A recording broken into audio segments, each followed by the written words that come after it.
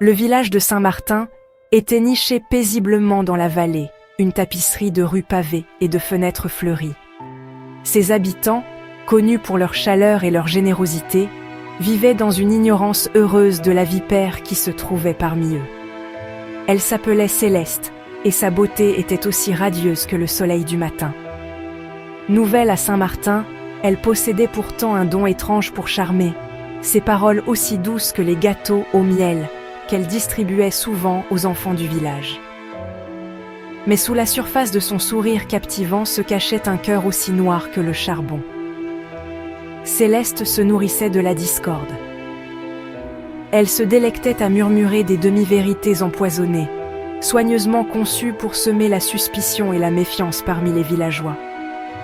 Une remarque anodine sur le visiteur nocturne d'un voisin, un regard entendu à la vue d'un mari parlant avec une autre femme, telles étaient ses armes de prédilection, maniées avec une précision glaçante.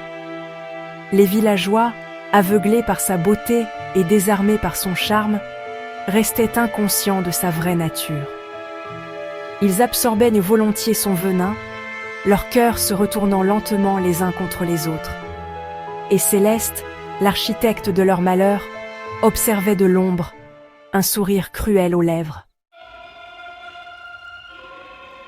Par une nuit sans lune, Céleste s'aventura au plus profond de la forêt de Grimwood.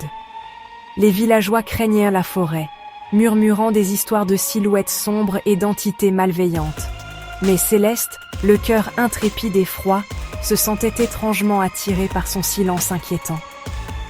Elle devait rencontrer un homme, un reclus qui vivait au cœur de la forêt, un homme dont on murmurait qu'il possédait un pouvoir impie. Il était assis sur un rocher couvert de mousse, sa silhouette enveloppée d'obscurité. Ses yeux, lorsqu'ils rencontrèrent les siens, brûlaient d'une lumière infernale. « Tu cherches le pouvoir », grésilla-t-il, sa voix un murmure sec comme des feuilles d'automne. Un pouvoir au-delà des mesquines querelles des mortels. Céleste, le cœur battant à tout rompre, partagé entre la peur et l'exaltation, n'hésita pas. « Je désire voir le monde brûler », déclara-t-elle, la voix ferme et assurée. Danser au milieu des cendres des cœurs brisés. Le vieil homme sourit, un son glacial et sans joie. « Soit, croassa-t-il en tendant une main desséchée. Je suis Asmodée, et je t'accorderai le pouvoir que tu convoites. » Fidèle à sa parole, Asmodée fit à Céleste un cadeau, une bague, sa surface froide et lisse comme de la glace. « Ceci, grésilla-t-il, amplifiera tes talents naturels.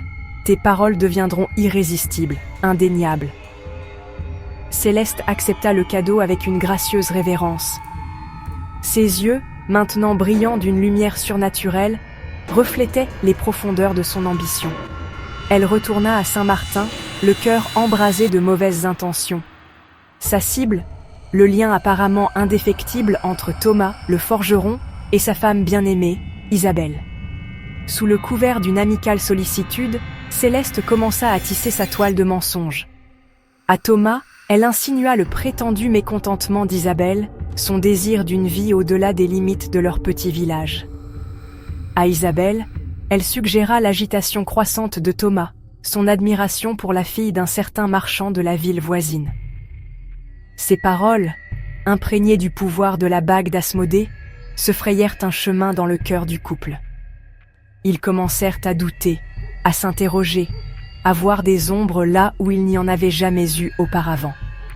Les fondations autrefois inébranlables de leur amour commencèrent à s'effriter, érodées par les murmures insidieux de Céleste.